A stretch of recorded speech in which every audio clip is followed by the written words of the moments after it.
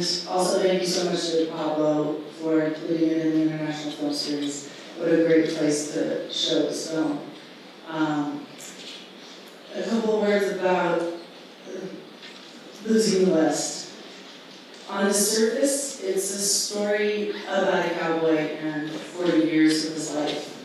I tried to come at issues of land preservation, water issues in the West, and sustainability, food issues, population growth from a different angle. And so I decided to tell the story of this amazing person. And Patty's just a little bit too humble because if I hadn't had her interview, I don't think that the story would make any sense. So thankfully, she gave an outline to us, a perfect one. So that being said, thank you so much, and please enjoy Losing the West.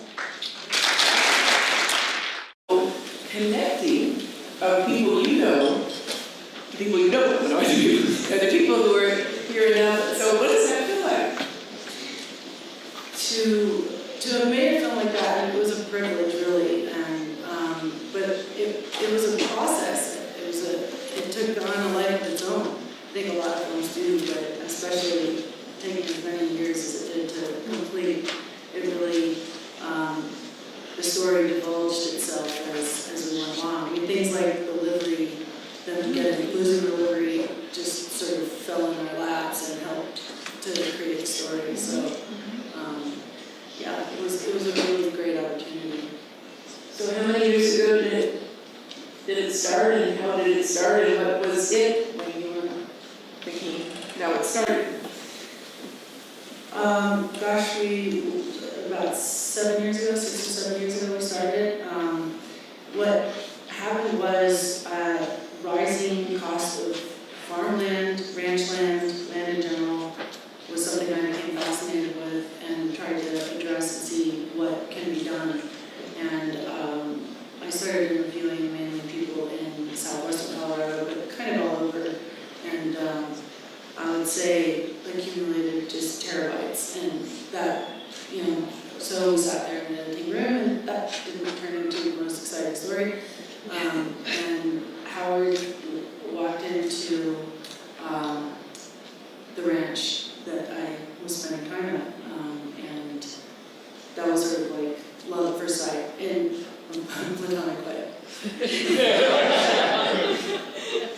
Well, he's so happy with your, for heaven's sake, I'm sure your circumstances too. How was that? So you have the idea that you want, and then you have a bunch of talking heads speaking earnestly about an idea of how important it is to have land and humans in relationship to that. And then this person goes, is he on board when you say, we're going to follow you around with cameras, and it's going to be really great, or just whatever you do, we're going to be there? I'm so happy when everybody does that, because no. No. Cameras and being followed around by cameras is just, I guess today, it's more common to almost everybody, but I still think that it would be uncommon to Howard today. Really foreign concept. So, especially 7 years ago, it took a long, long time to get him to open up at all. And even after he had sort of agreed by talking to other people and telling, the stories, yes, I'll do it, but he wouldn't tell me that. Even then, the only way I got him really to speak was to have Billy kind of have a conversation with him as they normally do, and then for him to just sort of forget that the camera was there. And that's how it unfolded. It was after a good 3 years, he would answer a question or two, sort of, but the beer helped. For really many different occupations. So he eases into it to where he might actually be enjoying it, and he may notice that, I don't know how to say this exactly, but that he's not losing anything from this association, and he's getting it.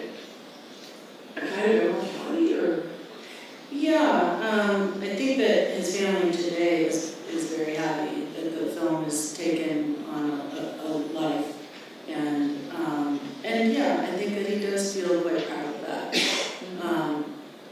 But I bet he doesn't think about it a whole lot. But you sat with him and watched the movie?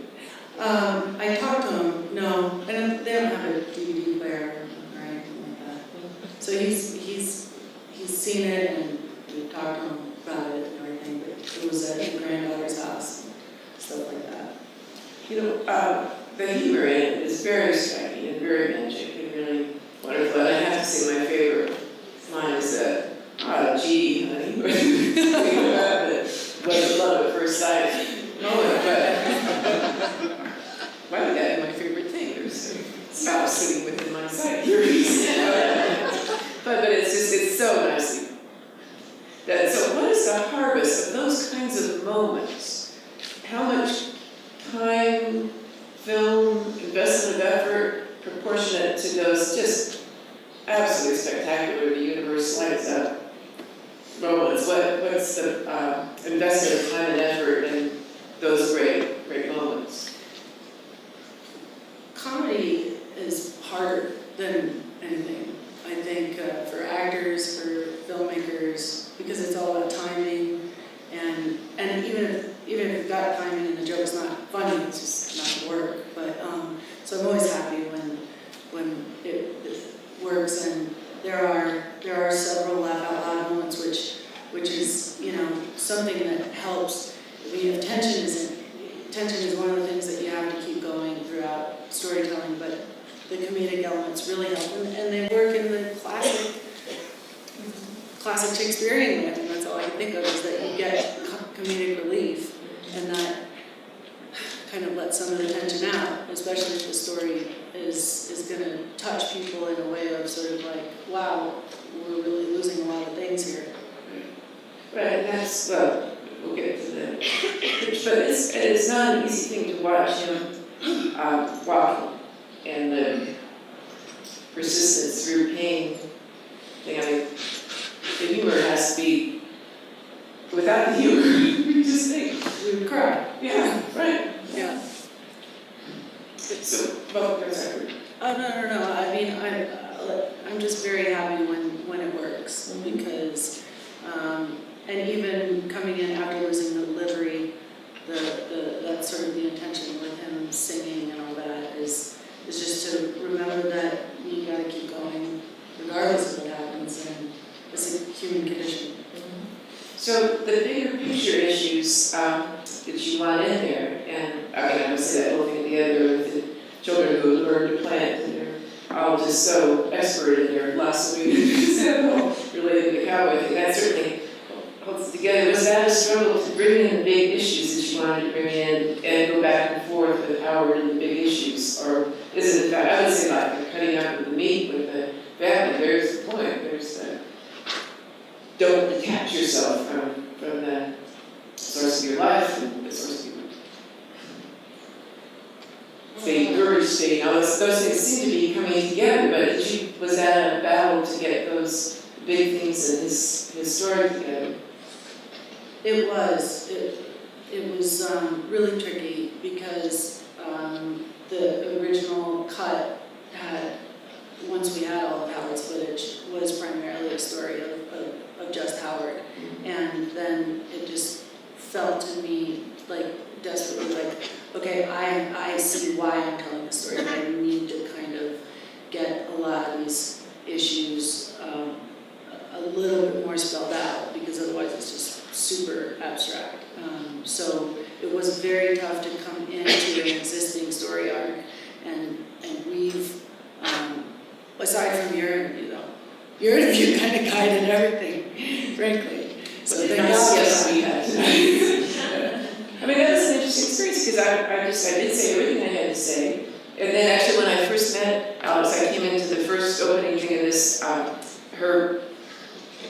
you said it in the most pleasant way. It said, I don't think I would have been able to say this, but she said, there you are. She said, I cannot tell you how much time I have sat in a chair moving your image around and trying to get your words back. So it was just a relationship that I don't think I've ever had with anybody who had to sit there and deal with me just for hours and hours and hours and try to get me to make sense and to make it at the right moments. And so you were very gracious about it, but I wept for you at that moment. remember.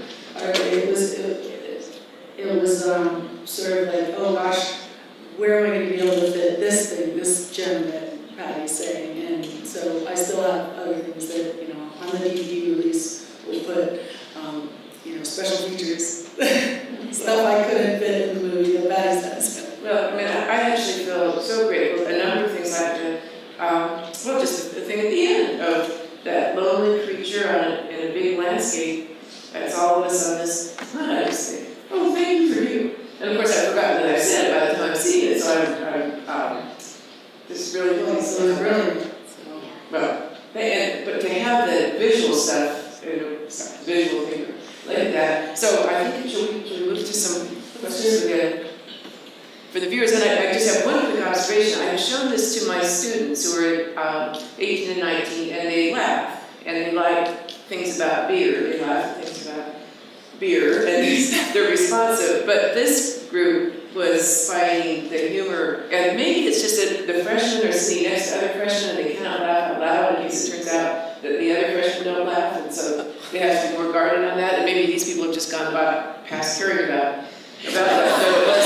So it was really cool to see how audible and responsive people were. And again, I think the freshmen may be just a little bit too nervous to go with that, but it was wonderful to hear this group responding to all that. So, yes, what question we have? Where is Howard now, 2 years later? So where is Howard now? He's in the same house we play, helping shoe horses for Sherry's. Ranching? Did he fund the lease?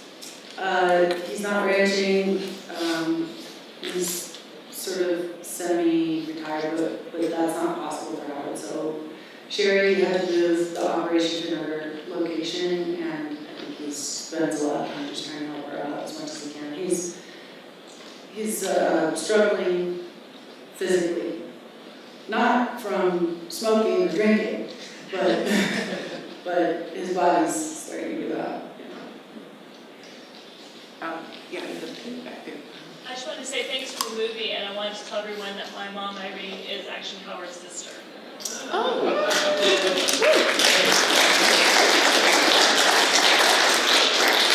So it was really fun to see. That's neat. Huh.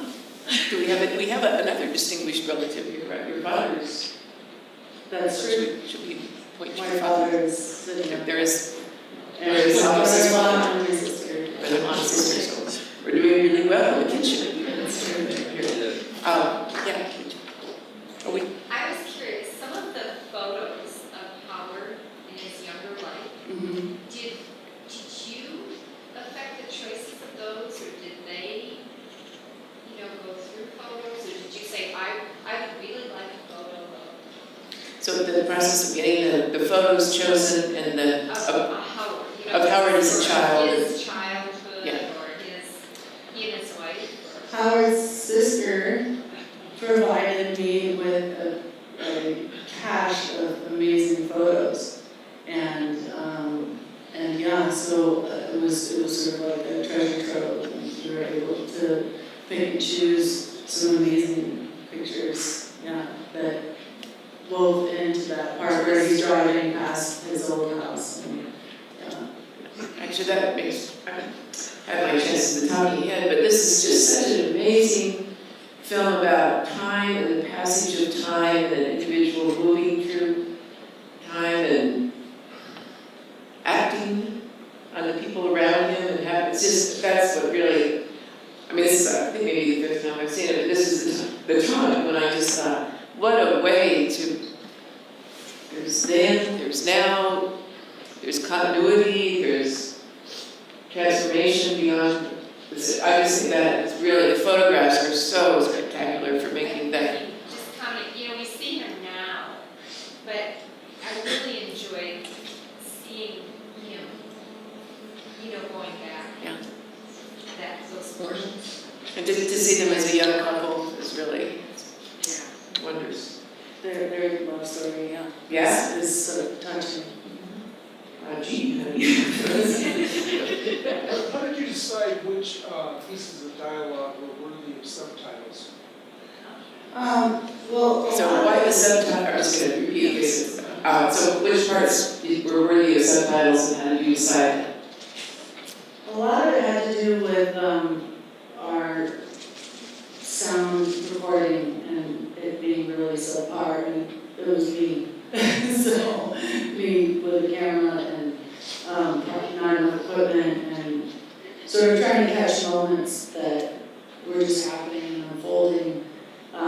So then sometimes, you know, you're just not able to put together a good enough sound recording of whatever is going on. Let's say the part that they're sitting outside after a cattle drive and having some beers, and it kind of ties into the Native American background of Howard. That sound was just almost inaudible, and so that's when we kind of said, well, let's use subtitles because there's nothing that we can do to fix this, and then it kind of worked. And also some foreign audiences have, you know, trouble understanding any kind of American accent that's accentuated. So when I thought that it was really important, or I wanted to punch it a little bit, I think with the editor we decided to go there.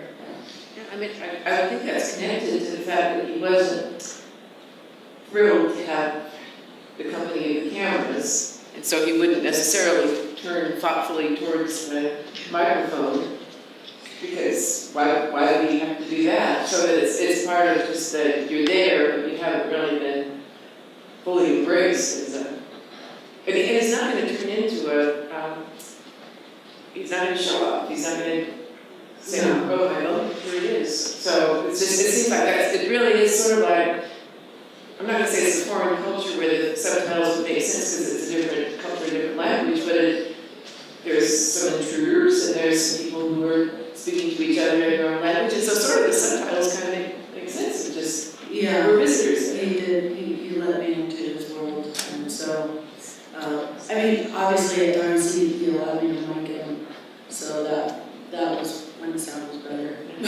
Yeah.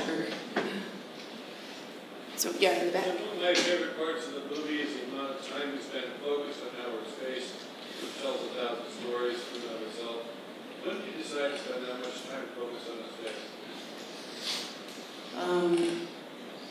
I guess that the camera just.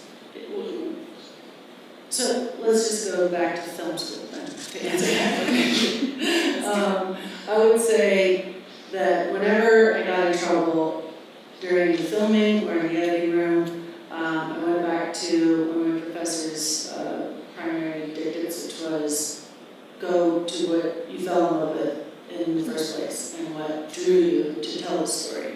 And I would say his face, as you just said, tells the story. When you get a real great, super high-def close-up of Howard and his, just all of the contours of his face, you really are drawn in. You don't even have to say anything. You're just drawn in.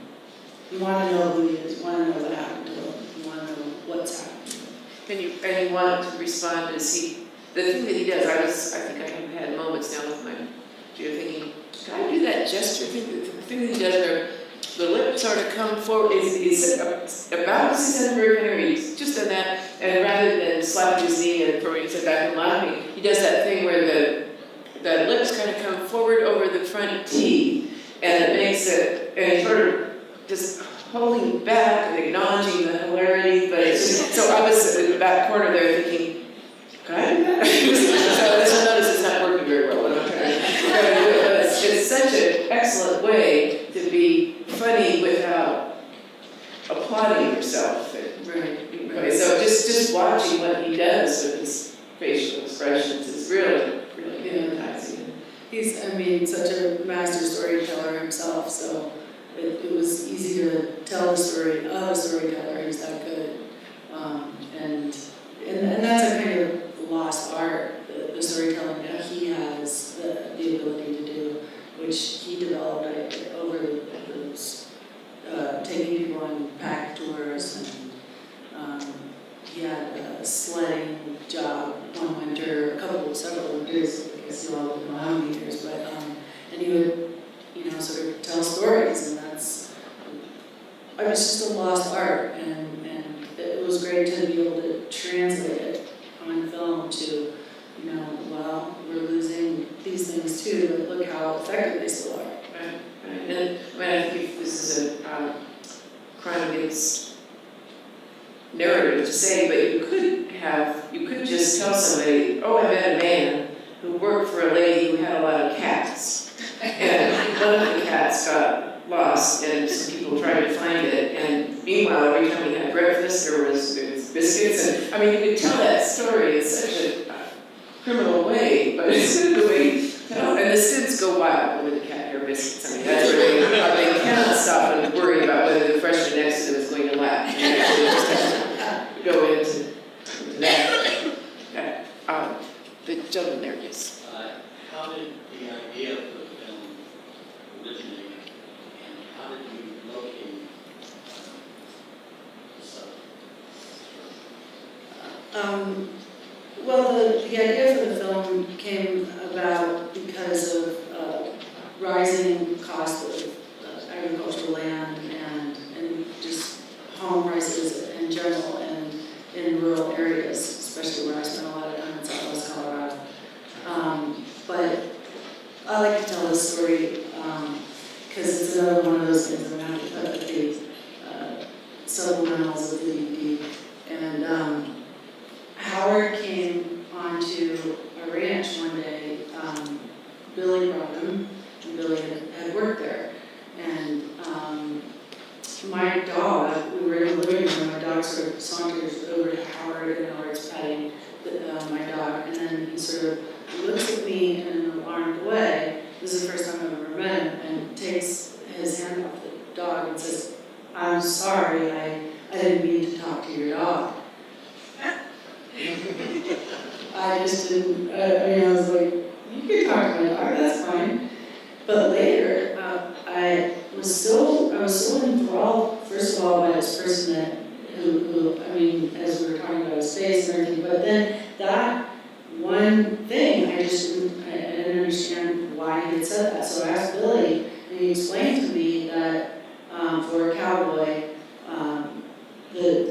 the ability to have his voice be the only thing that the dog answers to is too important. It's part of his tool chest because he needs to be able to send the dog, get a bull out of brush in a very tricky landscape, and the dog has to listen. So when I learned that, I thought that is just something that I don't know how anybody would even fathom that in the modern 21st century. And I was just immediately fascinated. And so that was the beginning of that.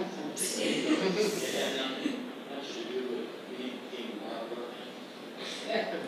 Man. Well, I think certainly the fact that he is the walking, talking Marlboro Man had a lot to do with it too. But you're not the right age.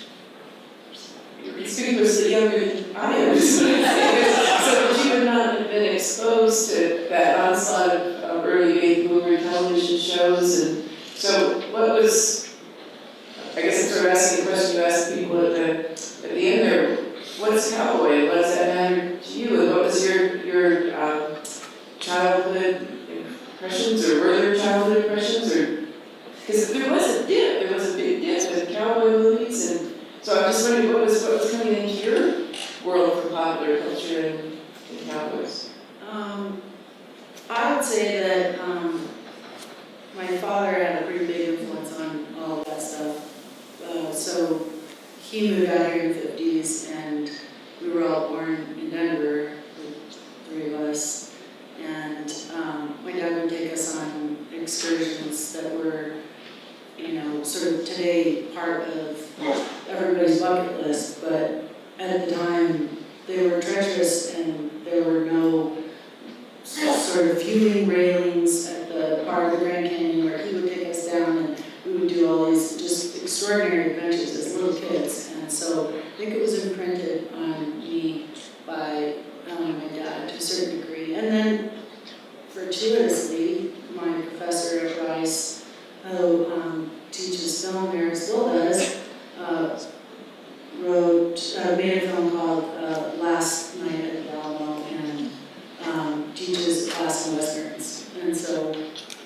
that was another influence. Huh, yeah.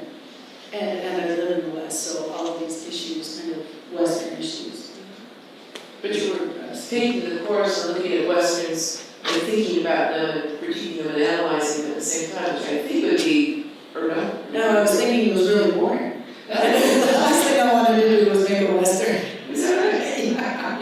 When I was 20, I wanted to make, I don't know, sci-fi or something. That's not the most straight lines. So I know we're getting a little late in the evening. I just want you, do you want to say something? Your professor, I'm sorry, last night at the Alamo, what was the connection there? He made it. What was his name? Brian Huberman. Oh, okay. He's still around. Yeah, he's still I've teaching heard his us. film, so that's Okay. nice.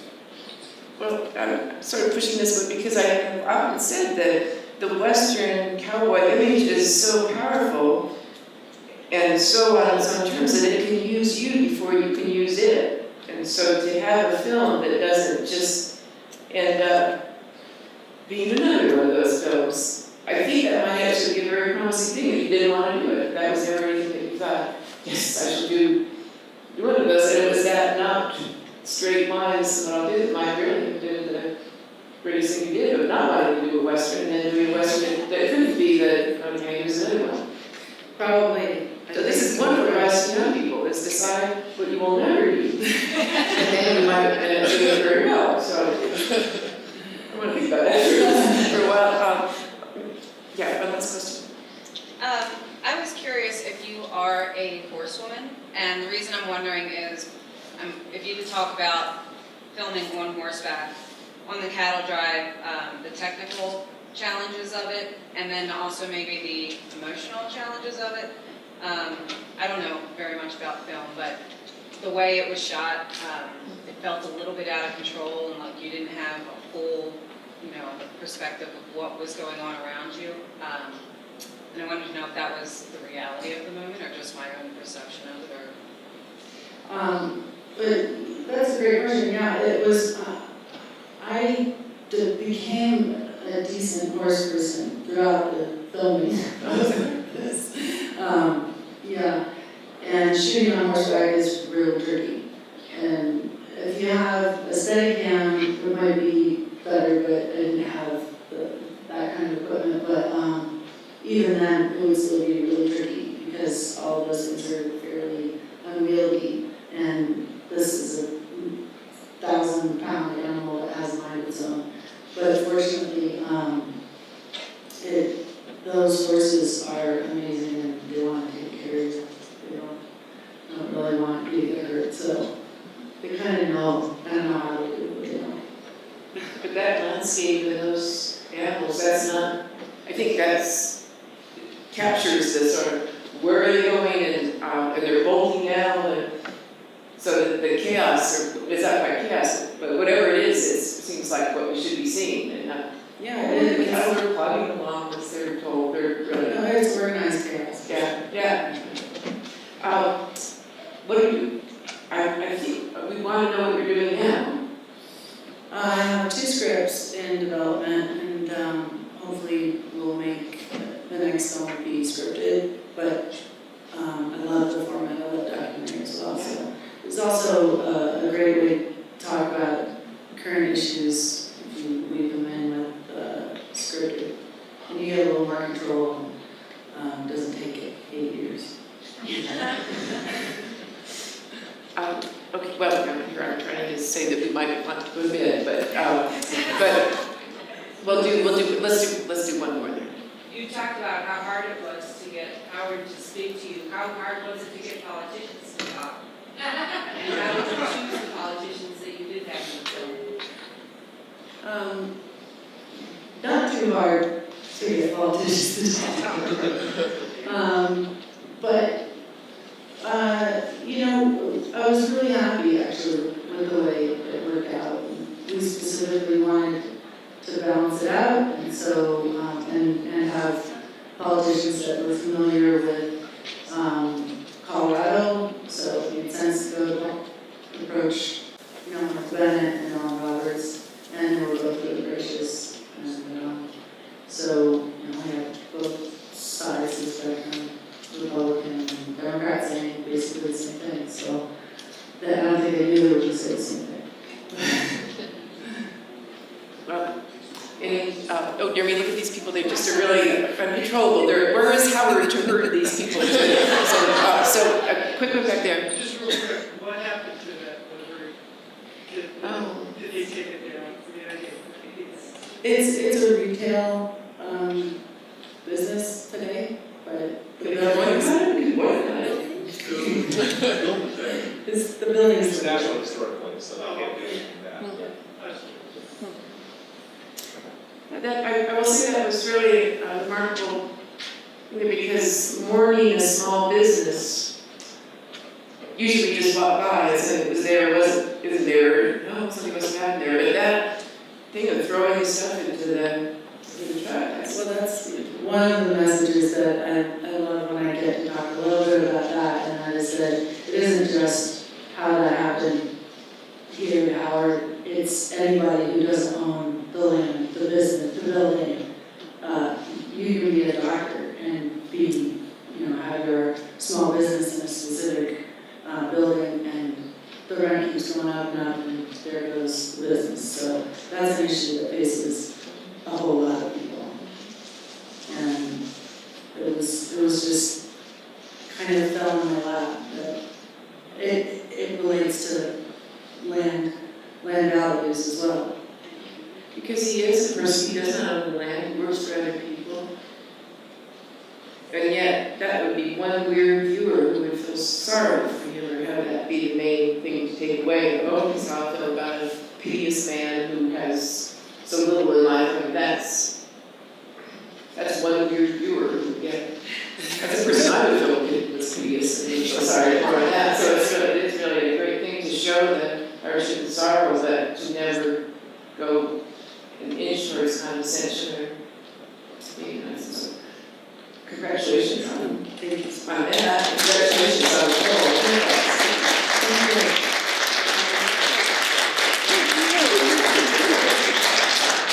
So we'll, sure, we'll look for a minute or two if somebody had a question, and I heard you